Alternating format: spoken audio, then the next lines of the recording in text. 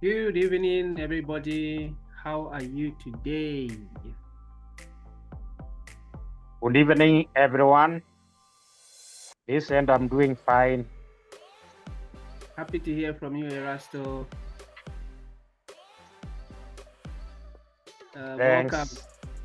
Hi, Nyukabi. Hi, Roger. Are you there? We are live. Hey Favor, how are you? I'm good, thanks. How are you? I'm also doing well. Okay, that's great. And I think, Elizabeth, are you there? Who else can I interact with today? Is Magdalene with us? Magdalene, I can see you. Welcome to the Financial Literacy Forum. Thank you, Favor. I am humbled to be here. Yeah, it's our first time having you in the main forum today, so I'm also excited to have you around. Looking forward to the interactions for today. Thank you. Yeah, so welcome once again to everybody. I'm sure those of us who have not yet gotten a chance to speak, you will get to interact with us as the time goes on. That's Elizabeth, Roger, just settle in and you can join us when you can. We are live on YouTube, so for those watching us online, welcome to the Financial Literacy Forum. On this forum, like you know, what we just do is we discuss financial literacy from a very unique point of view. And our unique point of view is we don't just understand financial literacy as discussions to do with expenditure or investing, right? But what we do is we try and look at the mindset, not the strategies or tactics or things that you can do to be financial, to express financial literacy, if you could say. But what we try to do on the forum is we try to focus on the mindset, because that's an area that is very difficult to categorize when it comes to financial literacy, understanding what it is and how it affects us. Okay, so we try to do that, and the way we try to focus on the mindset on this forum is we look into books, materials that have been written in business, entrepreneurship, and other fields of finance that could benefit our knowledge in terms of making better financial decisions. So we do that. And another thing that we do is that we look at success stories from organizations, because for an organization to be successful, they had to make some smart financial decisions. And when we get to look at the psychology at play in those organizations and what they had to go through and what they did, we get a lot of insights as to what it takes to be financially literate in today's time. Okay, so that's what we do. Those are the strategies we put in place. So for today, the topic that we'll be looking at today is the power of beginning with the end in mind. I think you are able to see from the beginning of the session, that was the screen that we displayed. Beginning with the end in mind, the power of beginning with the end in mind, and how this relates to making good or smart financial decisions, you could say. That's what we'll be focusing on today. And to set this up, to make sure that we start off well, I have a video that I'll be connecting us to, just to give us perspective of what it means to begin with the end in mind. But before we do that, maybe I can just hear from the audience.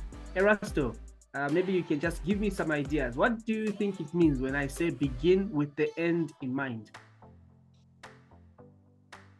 Now, to begin with the end in mind, you must have a focus.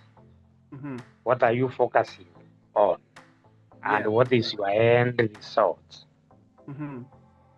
So, as you begin, you already have set your mind on what you want to achieve. That is the most important focus here. We have what we want to achieve.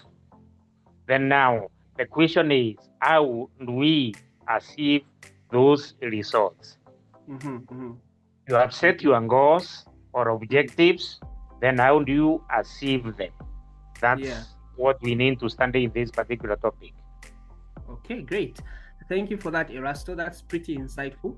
And to add on to what Erasto has talked about, let's connect with a wonderful author. He's Stephen Covey, that's his name. He's the author of the book titled The 7 Habits of Highly Effective People. And in that book, he writes about one of the habits, which is habit number 2, if I'm not mistaken, begin with the end in mind. So let's just get to understand what he talks about from his perspective, and then we'll build up to see how this can be applied in terms of our financial journeys. Okay, so let's connect with the video and I'll be back shortly.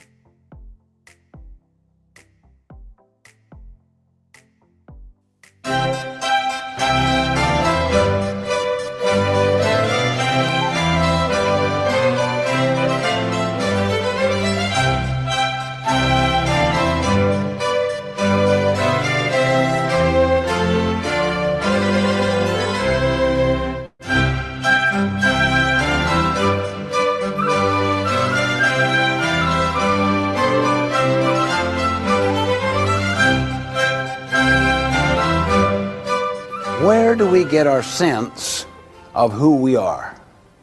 Where do we get our sense of what our life is about? Is it not from social mirrors, parents, siblings, teachers, leaders, the media, heroes, models? Isn't that possibly the case of a mistaken identity? Think about it. Ask yourself, where do I get my knowledge of myself? And what my vision in life is? What is it that I am really about? What is truly important to me?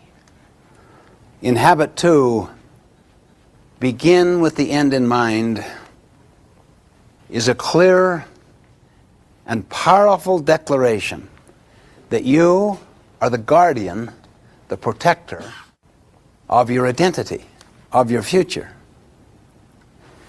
In essence, habit 1 is the awareness that you are the programmer.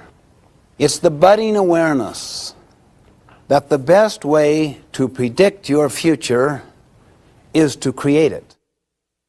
Habit 2 decides what your life is about. And everything would flow from that. Every decision, large and small, would be a function of that. Not only what your identity is, but what your purpose is. What is your vision of what your life is about? You are the programmer, then write the program. Now, another interesting thing about life is that it is always created twice. Always. Whether you take conscious control of the creation or not, you'll get your definition of yourself and of your purpose, your meaning, from the social mirror. So it was already done. Or perhaps you'll get it from the social agenda of people that are pressing upon you now. Or perhaps you'll get it from the mentoring of your childhood, or the mentoring of your first leaders in business, your first managers, or your teachers in school. The first creation is an intellectual creation. The first creation is of the mind and of the spirit. The second creation is a physical creation. This building that we're in now was created in every detail before the earth was touched. If that was not the case, the price of the building doubled because of expensive change orders. Anyone want to share your experiences with expensive change orders? Why they came about? Okay. I'm in the restaurant business and we build a lot of restaurants. We built a restaurant a year ago that had severe access problems. We didn't plan in advance. We let external forces drive our decisions, zoning, the city, etc. And we've got a situation there where we've got a $600,000 restaurant, nobody can come in or leave.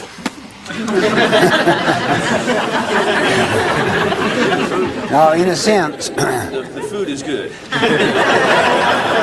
great food, but people just can't get access to it.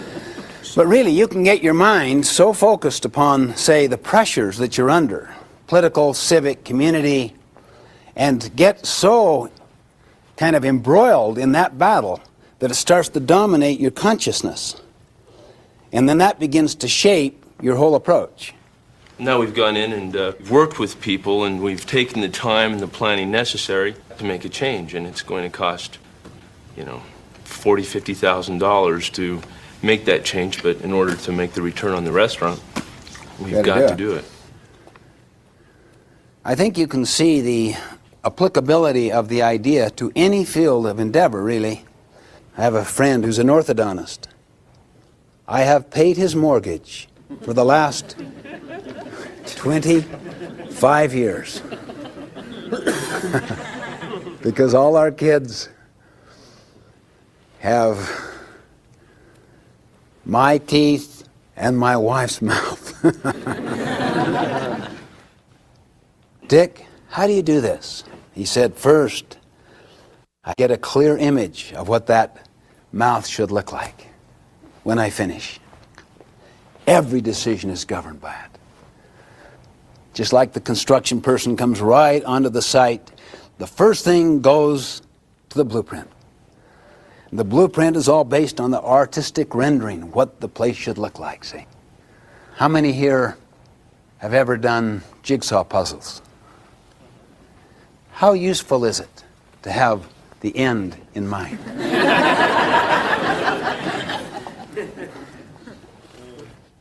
I find that the key is to begin with the end in mind. This is so basic with organizations.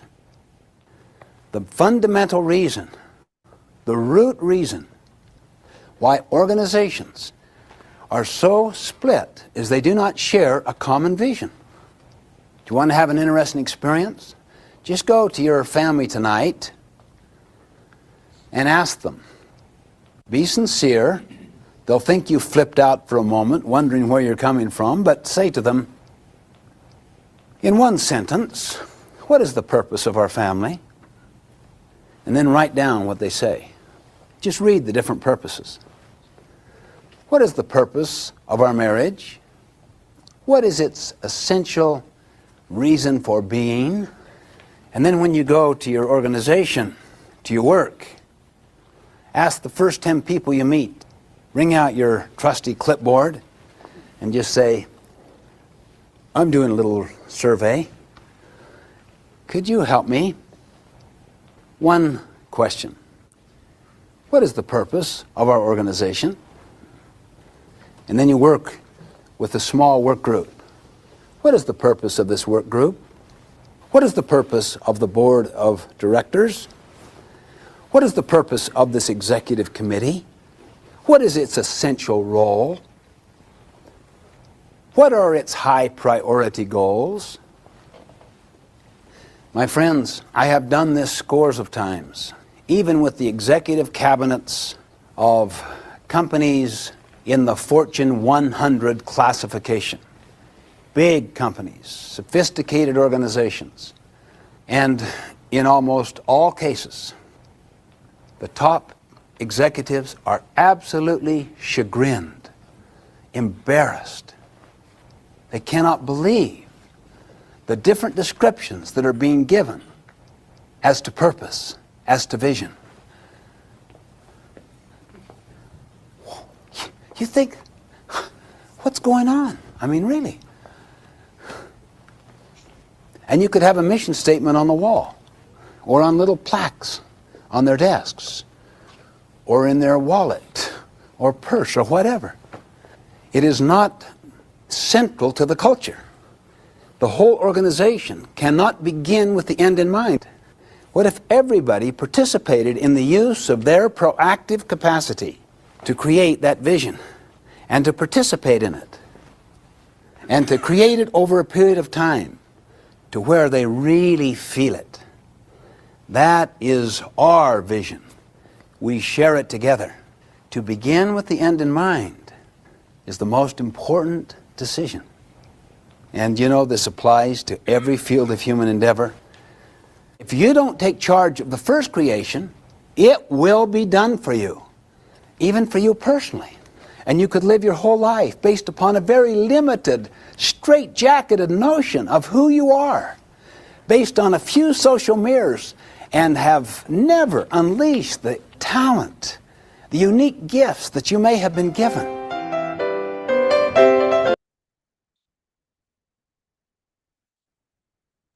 Yeah, so that was a small clip by Stephen Covey on beginning with the end in mind. I'm sure it gave us some insights as to what it means really. It's a really powerful video. So let's try to ask ourselves this question then in relation to financial literacy, right? And the question that I want to ask today is there one way to make a smart financial decision? Is there one way to make a smart financial decision? Maybe we could just discuss this shortly. Engineer Livette, are you with us?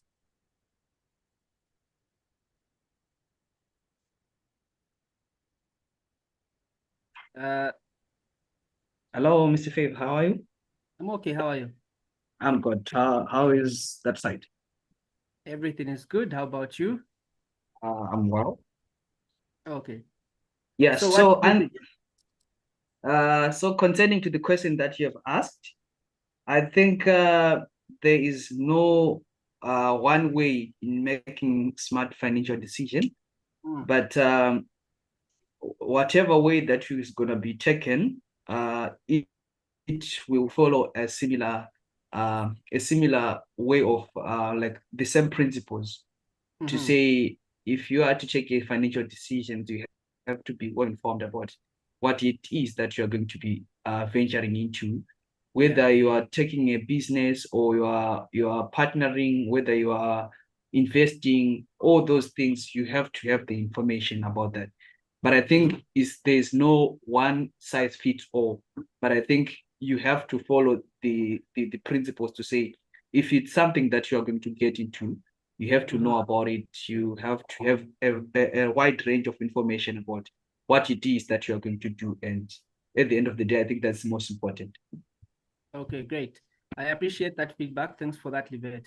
Ultimately, speaking of principles that are meant to be followed whenever you're making financial decisions, yeah, there's no one way per se, but there could be guiding principles that remain the same. One principle could actually apply to beginning with the end in mind, like we've discussed, right? I think it's a good principle that we can apply to making a financial decision. Are you able to begin with the end in mind before you make the financial decision? So I'd like us to go through some images. This is something that we do mostly in our sessions, because I feel they are very easy for us to think around, okay? Images are very easy for us to use and think around. So let's go through some images. As we go through these images, I would like us to ask a very important question, okay? What would you have personally, okay? What would you have as the end in mind for you to purchase whatever it is that will be on the screen? Understood? If you see something on the screen, ask yourself, what would I have as the end in mind for me to make such a financial decision? And I would like you to share the answer to that, okay? So let's begin with the first item that we can look at for today. I hope you can see my screen. Can you see the screen? Okay, so who do we start with? Nyokabe, you buy this watch today. What do you have as the end in mind for you to have made such a financial decision?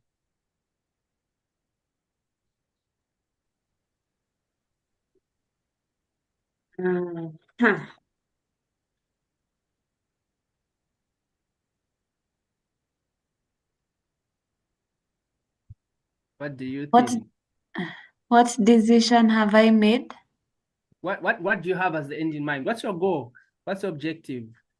If you are to buy this particular wristwatch today, you have the capacity, you make this decision. What would have been the motivating goal? I always feel like a watch is a good investment. So for me, I'll buy it as a good financial decision, because I feel like when I'm out there, it gives a representation of what I'm of the image I'm trying to put out there. So yeah, I'd buy it as yeah. Okay, that's good. So Yokabi would have her image representation in mind as the end goal if she was to buy this watch. That's interesting. Thanks for that, Nyokabi. How about you, Erasto? What would you have in mind if you had to buy this watch? Now, I ask myself the question first: what Yeah. do I gain if I buy this watch? Is it an investment? Is it a luxury? Yeah. Or what is this? What commercial value does it bring to me? In terms of value, there is no value that it will bring to me. It will not change my liquidity rather. So in this particular perspective, I would only buy this as a luxury gift if I can afford it. But it's not of any commercial value, because the moment I buy it, I cannot be able to liquidate it tomorrow to give me the value that I spent on it. Exactly. Okay. Interesting perspective there. And thanks for sharing that. Let's move to the next image and see what other thoughts we can get. Okay, you buy this Mercedes-Benz Engineer Elevate. What do you have as the end in mind if you bought this vehicle today? What's your goal? Maybe it's for the ladies. Yeah, I think you have touched part of it, but of course, whenever you go out with the Mercedes Benz, it shows a bit of the level that you are capable of a lot of things in terms of business. For example, if you are to make a business deal from a Mercedes Benz, it simply shows that you have the capacity to afford those great things. So I think a level of status that would be there. Then of course, what you have mentioned for men and boys also, something like women will see that this one is a potential one. Okay, that's interesting. Nyokabi is laughing. Okay, is there anyone else who could join us? I'm not sure if Elizabeth can speak. Magdalene, I'm not sure if you're in the position to speak. Please feel free just to give a view if you're there. Roger, if you're there.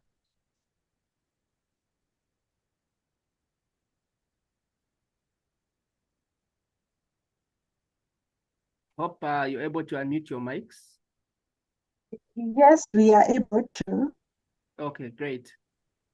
Yes, Magdalene, please go ahead. Yeah, I'm imagining buying it as a dream car. Okay. Yeah. That's you'll be fulfilling a dream if you buy this car, right? If I were to buy it, I would just buy it to fulfill a dream. Okay. And knowing that it will be more of an ability than an asset, but a dream fulfilled. Okay, that's great. I appreciate that perspective. Thanks for that. Let's see what other images we have here. You buy this house. I personally think it's a good house. I don't know about others. So Erasto, if you bought this house, what would you have as the goal, objective?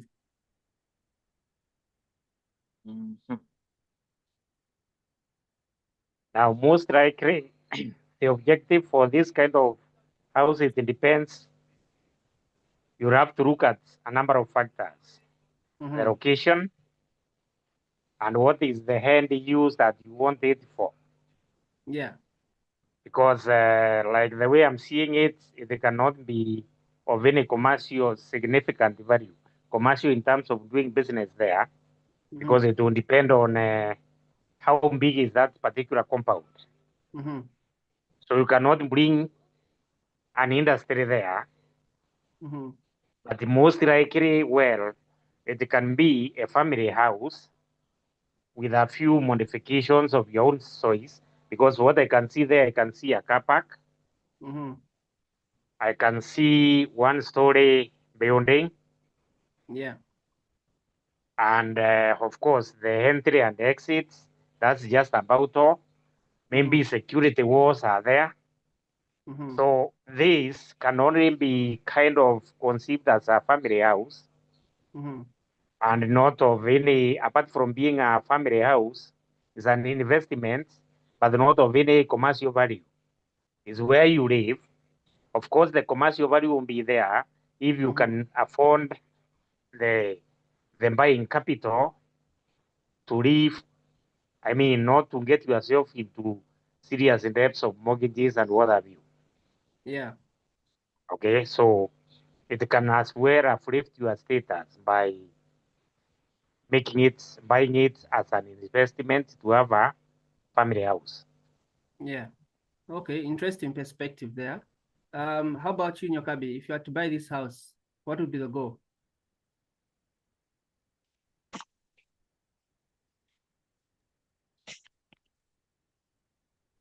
Since we said a house is not an asset, I'd buy it as a dream home. Yeah, I want to live nice. I want to live well. So Yeah. I'd buy it. I'd buy You it you to want to live be the well. type of person you'd like to be the type of person who will say, "Oh my God, I forgot my keys at the other house." Yeah. Oh, it's an extra house. It could be an extra one. Yeah, I want to live well. If I can afford it, I'd Yeah. buy it. Okay, that's great. Interesting perspective there. Thanks for that. Roger, are you there? You know, I would really like to hear Roger's voice today, but I don't know. Maybe he's fighting with the internet. Roger, if you can hear us, would like to hear your voice just to say hi. In the meantime, let me hear from. No, in fact, let me hear from Livette. Yes, Livette. How about you? This house. What would you have as the end goal for this house?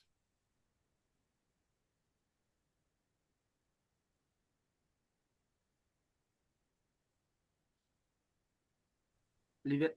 Okay. So Mhm. for me, I can see this house um as an opportunity as well, because I think this one is a low density area. So I can say for this one, it can be both an investment for me, to just maybe for those people who would like to have luxury houses to stay in low density areas. I can put it on rental, or it can be a form of status, just to say, if, for example, I'm having a business partner that is coming in, I can arrange a meeting at my home. Then they come and see, at least once they visit and see the kind of home, they just get this sense of confidence to say, okay, if this This is person the guy. can, yes, this is the guy. Thank you. Okay, I appreciate that feedback. Livette, before you actually mute your mic, how about this? If you were to live in this building, what would be the end goal? For me, what I think, if I'm living here, Yeah. if I'm living here, actually, I don't actually aspire to be here. So But let's say it's happening. Why, what it's would possibly happening. be the end It's goal? if that's happening to that the case, I'm here, the end goal for me would be something to make sure that I'm going to change it. Probably that could be an option if the case is that I'm still trying to move out. Maybe it can act as a push, or something that I can say a pain to make me realize that I need to do something. But I don't think it's something that I can say this is the end goal to live in this kind of situation. I don't think so. Okay, Yeah. interesting perspective. Nyokabi, would you like to comment on this particular building? If you are living here, what's the end goal? Since you like nice things.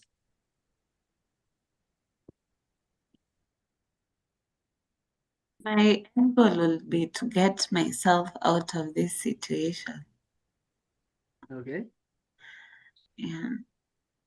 Interesting perspective there. Okay, let me do this. Erasto, you buy this vehicle. What's the end goal? Now, this vehicle, Yes. I thought I was about to comment on the who. Yeah, this Now, vehicle. if I buy that vehicle, now the ending goal on this is do refurbishment, And maybe I buy it as an investment, I refurbish it so that it looks push enough and make some commercial value on it by resale. But before I buy it, I have to look at the make. What is it? Is it Toyota? Is it Honda? Or is it part of the brands that will not even go? Even you make it sign, still there will be resistance. It cannot sell faster. Okay. Because a vehicle like this, if it's as old as it shows here on the picture, one or two items will be wrong with it. Maybe the engine, the gearbox. Most likely that is where the problem is, according to my experience with the vehicles. You must be sure you'll be able to get the spare parts before even you think about buying it. You can get the spares and at reasonable cost, then do refurbishment of the same vehicle and sell. Maybe sell at in double the value that you have already used. This means you can make 50% of, 50% commercial value on your investment. Then you let it go. But given that the stock there is not a vehicle that you can say you buy, refurbish, you start using, you may run into several problems. Yes. Interesting. How about with the house? If you bought the house, what would be the end goal? If I bought that particular house there, before even making the decision to buy the house, I must look at my own capital investment that I have ready to make use of. Because you can buy that house and come up with a very nice investment into, which means you bring down everything and you construct reasonable and affordable commercial residencies, even for sharing. That means bringing even up to 5 floors or more in that facility. But number one, make sure the environment has totally changed. So you must have capital ready to invest in that particular perspective. If you have no financial capability, then it is the wrong investment to undertake. But if your financial capacity allows, you buy with the intention of changing the total appearance. Yes. And having already undertaken the direct, economic evaluation of that area. How does it look like? If I bring this down and bring up skyscraper there, will I be able to get tenants? Yes. And tenants who are ready to pay the kind of money in order to recoup my investment. Okay. That's the kind of idea I can have on that. Yeah. Interesting perspective. You saw opportunity in the situation. Okay. Yes. I've got two last images which I want to contrast. So Yokabi, if you took somebody, a loved one, okay, out for dinner or at this place, what would be the end goal? You spend money taking somebody out for dinner at this place. It's a street side restaurant, huh? Yeah. The end goal. Yeah. Like what would you possibly be trying to achieve to take them out for memories, healthy food? Is this fruits? There are bananas there. I can see some. I can see some. I'm seeing a fruit salad. We create memories and have a good, healthy snack. Okay. Hold that thought, huh? What if you took them to this place? What would be the end goal? Screen has. Oh, I now hear you buy into the experience. Okay. Yeah. So it's memories Pro Max. Yeah, it's a different experience. Dining, yeah, you buy into the whole experience. Okay. So the reason why I've been contrasting these images, if you've noticed, if you've been paying attention, is because the way we process financial decisions when we have a negative situation, okay, and the way we process financial decisions when we have a positive situation, in terms of the energy and tone, it varies, okay? When there's a negative situation, the language can be the same, but the tone, the energy and the tone is not very intense. But when it's a positive situation, you're like, yeah, you get the sense, right? That's what I need. Yeah, this is what I'm talking about. I can do this, I can do that. All the creativity lights up, okay? But the thing is, if you've noticed, the concept of begin with the end in mind, from this exercise, you can tell that is actually most useful when we're in a negative situation, because you have to be able to see how you can turn that situation around into a positive. And that takes a lot. It requires you to really think about it. It doesn't take a lot with a Benz, because they've already advertised to you what it would do for you. They've already shown you the end in mind. Just to say, if you buy it, my friend, you are okay, you are safe, right? But with a negative situation, no one is going to show it to you. No one is going to show you to say, this situation can bring you millions. No one is going to do that. You get the sense, right? You have to cultivate it from ourselves. And naturally, I think you've seen from this exercise that the tone keeps going down and the like, right? But that's how opportunity is every time. If you think about it, generally speaking, opportunity is that way. You have to be able to see a gap, somehow to see the negative situation arising from a situation and find positivity in that and turn things around, okay? And a good story, because now we're going to change our segments to get into seeing success stories. A good story is how Microsoft started up, okay?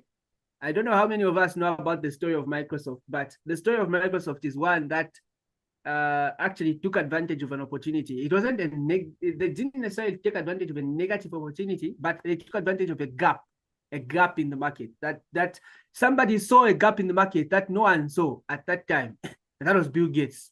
You're going to see how he saw the gap in the market, okay? But that gap, no one had to show him to say that. He had to see it for himself. You see how funny life is, huh? You have to see it for yourself to say there's this gap. And no matter what we say about Bill Gates, his background, no, he came from a what family, blah, blah, no matter what we say, he saw the gap. I don't know if that makes sense. Without seeing the gap, he wouldn't be the person he is today. So you can at least give him credit for that. He saw the gap, right? And that is one thing that we always miss when making financial decisions. Are you seeing the gap? Can you see how this negative situation can turn into a positive story and all that stuff, right?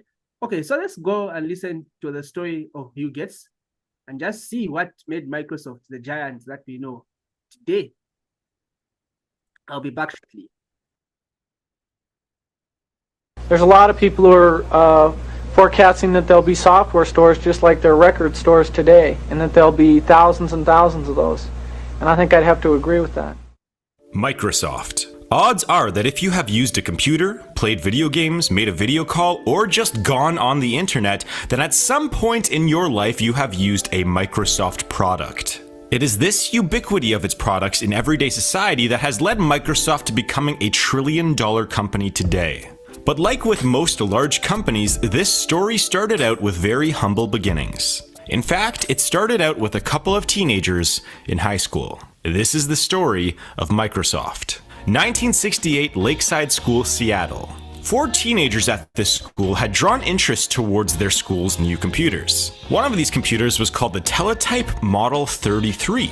They wanted to use this new machine to build computer programs that could potentially allow them to do things like play tic-tac-toe or even make their own class schedules. The trouble was that you needed to rent computer usage time, which was a hefty $40 an hour. So instead of paying that $40 an hour, they decided to exploit some bugs in these computer systems in order to use the computers for free. And for a while, things were great, and these students were able to freely program whatever they wanted. But eventually, the Computer Center Corporation caught them stealing computer usage time and the company immediately banned these students from using their computer systems. The 4 students that were banned were named Kent Evans, Rick Weiland, Paul Allen, and Bill Gates. Soon after they were banned, they decided to form their own group called the Lakeside Programmers Club in order to make some money from their programming abilities while helping companies fix bugs in their computer systems.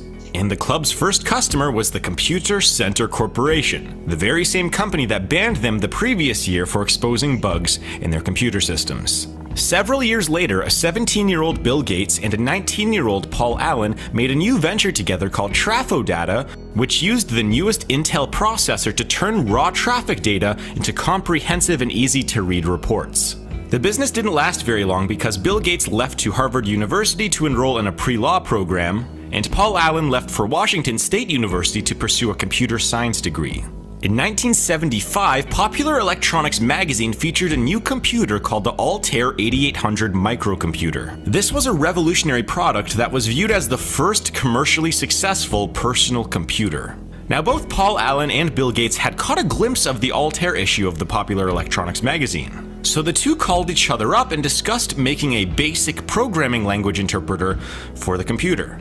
And soon after this call ended, they ended up talking to the inventors of the Altair, who were MITS, where Gates and Allen claimed to have a working interpreter for the computer ready to go, even though this wasn't true at all. But MITS was quite interested and wanted this interpreter. So Gates immediately started working on the interpreter while Paul Allen built a simulator for the interpreter. On the way to presenting their product to MITS, the boot-up system for the interpreter still wasn't ready, so the last bit of code was actually written on the way to the meeting with MITS. And by the time they arrived at the meeting with MITS, they still hadn't run a full test of the interpreter that they had just built. So during the actual meeting, they ran their first full test where it worked perfectly. After the meeting, MITS agreed to sell Gates and Allen's interpreter product as Altair Basic. Little did the two college students know that this would be the very first product that was created by their newly named company called Microcomputer Software, known today as Microsoft. Over the next couple of years, the success of the Altair Basic made Microsoft a multi-million-dollar company. In 1980, Microsoft's revenue was nearing $30 million when they decided to open up their first international office in Japan. A year later, Gates and Allen began negotiating with the giant of the computer industry, IBM, in order to try and make Microsoft the main operating system on IBM's upcoming personal computer. Both sides agreed to a deal, but there was a problem. Once again, Gates and Allen did not have an operating system ready before making the actual deal. So what they ended up doing was buying out a standard operating system from a local computer company called Seattle Computer Products. And they bought this operating system for $75,000 and promised to pay a small royalty to the company as well.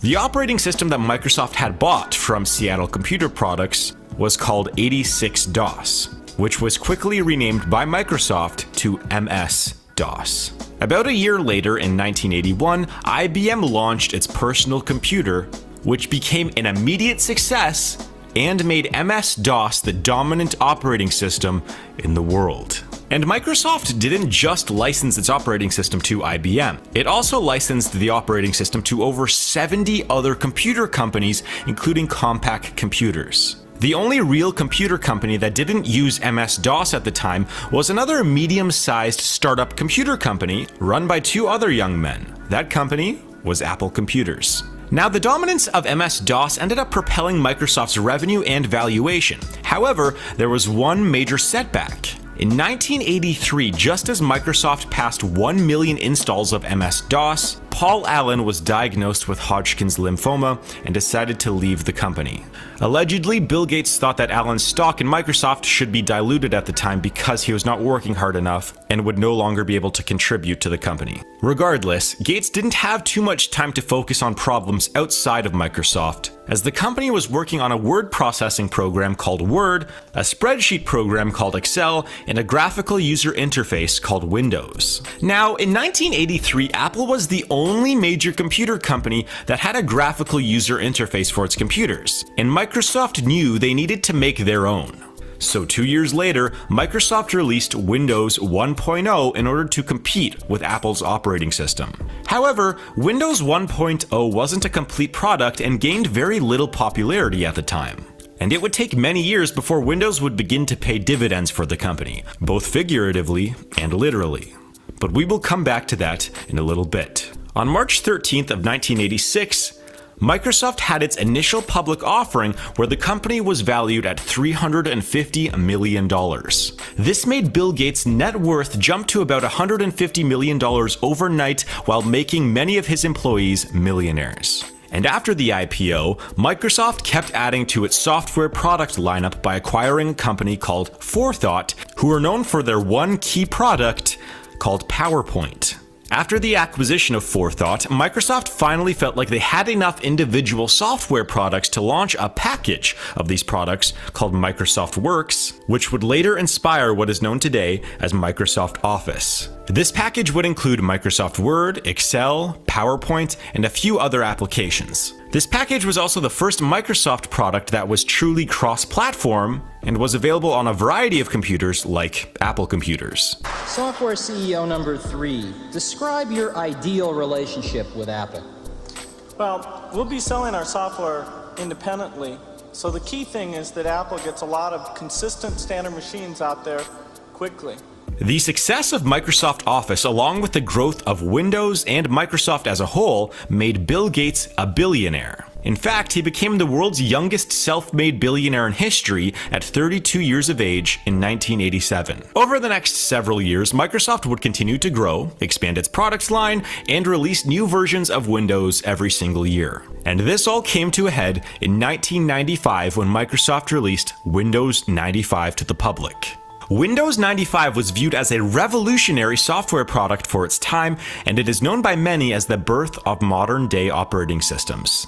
It was also responsible for one of the largest marketing campaigns in computer history. Microsoft spent $300 million leading up to the launch of Windows 95, and some of their advertisements were very unique to say the least. For example, they bought 1.5 million copies of the Times and were giving them away for free. They spent money to turn the Empire State Building's lights into the colors of the Windows 95 logo. They hung a 328-foot banner from the CN Tower in Toronto. They created a 30-minute sitcom with Jennifer Aniston and Matthew Perry while making Windows 95 a primary plot point of the sitcom. And they also spent quite a bit of money licensing the song Start Me Up from the Rolling Stones and paying Jay Leno to appear at one of the most memorable product launches in history. And all of this marketing was a success, as the company sold 1 million copies of the operating system within 4 days, while doubling the company's valuation over the next couple of months.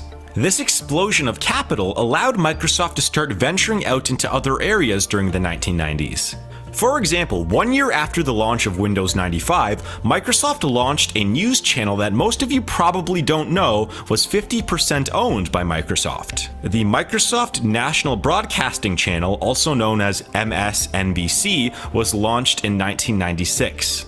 They then created an internet browser called Internet Explorer as their standard internet browser. They invested $500 million in a new and unproven startup company called DreamWorks. They bought out nearly 10% of Apple while making Microsoft products available on Apple computers once again. The era of setting this up as a competition between Apple and Microsoft is over as far as I'm concerned. This is about getting Apple healthy, and this is about Apple being able to make incredibly great contributions to the industry to get healthy and prosper again. And eventually they created a few smaller subsidiaries like MSN and Expedia in 1996. Now, during this time when Microsoft was expanding into all of these other areas, their core software business was still growing rapidly. In fact, between 1996 and 1998, Microsoft's valuation had nearly quadrupled to $261 billion, while making Bill Gates the richest person in the world. However, this all came at a cost. You see, Microsoft was packaging its Internet Explorer browser with all of its Windows operating systems, while allegedly pressuring all other computer manufacturers to conform to making Windows its main operating system. This gave Microsoft between a 95% and a 98% market share of the operating system market, as well as having a similar market share for its web browser, Internet Explorer. And because of this, the United States government decided to take Microsoft to court over its monopoly-like business practices. The two sides eventually reached a settlement where Microsoft conceded that it had to open up its Windows operating system to third-party companies. The court case lasted several years and took a real toll on the company's CEO Bill Gates, who later anointed longtime Microsoft employee Steve Ballmer as the new CEO of Microsoft. Under the guidance of both Steve Ballmer and Bill Gates, who is now the chief software architect, Microsoft launched the Xbox, Windows XP, and the programming languages .NET and C#, which are used to program many websites and modern-day video games. At this point, Microsoft seemed invincible and had their hands in nearly every industry, except one: the mobile phone. Now, today you are probably using a phone that is either running on iOS or Android. And these operating systems are relatively new and weren't really created up until 2007 and 2008. But way back in 2003, Microsoft launched its mobile operating system that was called Windows Mobile. And at the time, people were predicting that Microsoft could potentially start a monopoly in the mobile phone market in a similar way to how they created their monopoly for the personal computer operating system market. But there were two things that prevented this. The first of which was that Bill Gates and Microsoft didn't think that the mobile phone market would blow up as much as it did. In fact, Bill Gates was saying at a tech conference in 2007 how people weren't going to have one single device that would do everything that you needed to do. He thought you would have one computer device for solely computer tasks, one gaming console for games, one tablet for fun, one phone solely for calling people or maybe browsing the web, and so on. I don't think you'll have one device. I think you'll have a full screen device that you can carry around. And then you'll have the device that fits in your pocket. You'll have your living room, which is your 10-foot experience, and that's connected up to the internet. And there you'll have gaming and entertainment. And then in your den, you'll have something a lot like you have at your desk at work. Meanwhile, someone else thought a little bit differently about the mobile phone industry. And that brings us to the second reason as to why Microsoft did not become a giant of the phone industry: Steve Jobs. You see, when Steve Jobs returned to Apple in the late 1990s, Apple was a dying company and was weeks away from going bankrupt. But slowly, with several innovations such as the iPod, iTunes, the Power Macintosh, the iMac, and the iTouch, Apple had gained significant ground in the personal computer and computer accessories market. So in the early to mid 2000s, Windows was no longer the only operating system available on the market, as Apple had a resurgence and was able to take about a 10% share of the operating system market. And because of this resurgence, Apple had enough capital to invest in a new product that could merge all of your devices into one. That was the iPhone. Every once in a while, a revolutionary product comes along that changes everything. We're introducing 3 revolutionary products of this class. These are not 3 separate devices. This is one device. And we are calling it iPhone. Today, Apple is going to reinvent the phone. The iPhone was released in 2007 and immediately took the world by storm. And for the first time in nearly 3 decades, Microsoft no longer had the most popular operating system in the world, nor did it have the most popular web browser in the world. This was because the likes of iOS, Android, Safari, and Google Chrome had entered the industry during that time. Now, Microsoft eventually tried to release its own smartphone in 2010 called the Windows Phone. However, they were 3 years too late, and the market was already saturated, so the phone was discontinued.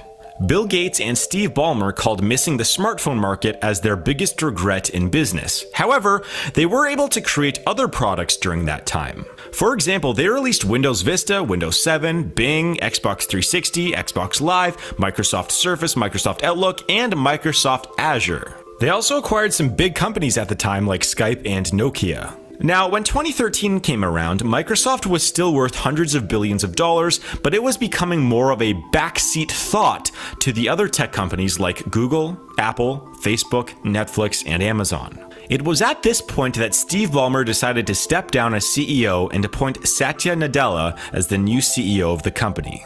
And right after he became CEO, the company decided to purchase a gaming company called Mojang, who are the creators of Minecraft.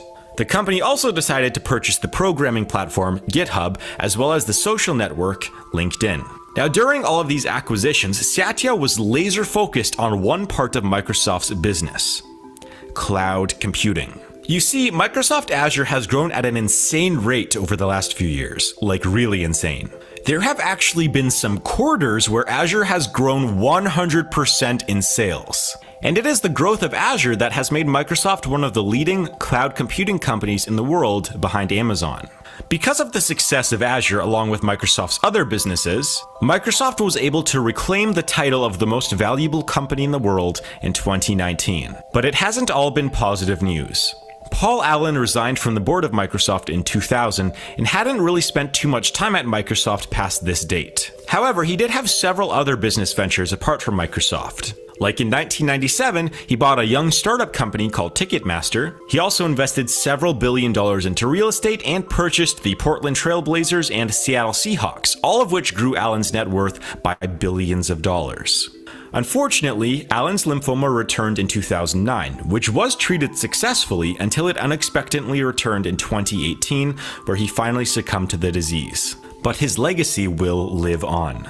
And to think that all of this, the gaming systems, the revolutionary operating systems, the battles with the United States government, the youngest billionaire in history, the internet browsing revolution, the cloud computing giant, a major cable network, tablets, search engines, word processors, office packages, all of this was created from a couple of teenagers in a computer club.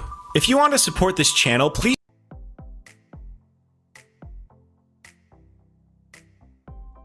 So yeah, that's the story of Microsoft.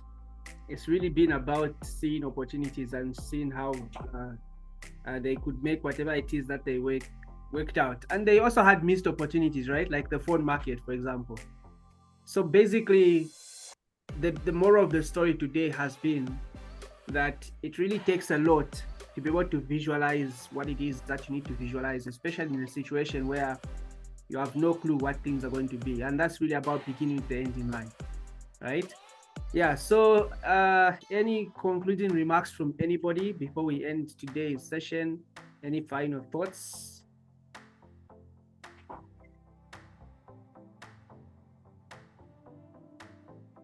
Yes, what I can say about today's topic, you